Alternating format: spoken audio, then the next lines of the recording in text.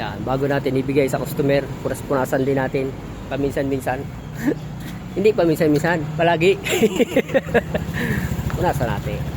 Nakakahiya naman sa customer na may kumuha, marumi. Kailangan punas din. Yan, bagong-bago. I-stain sila natin. Yan. Stain sila natin at may kumuha. Sige, paring Jeff, linisan mo na muna yan. Saka ko na stensilan si Macho 125.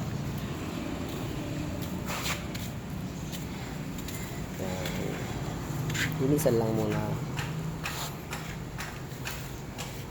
Yan tayo mag-alaga. Bago ibigay, punas muna. Bago ibigay, punas muna.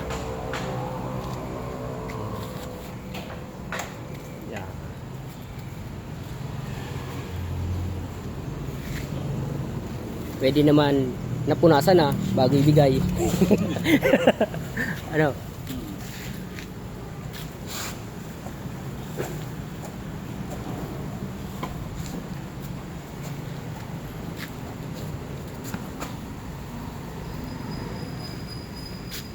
Linisan muna natin.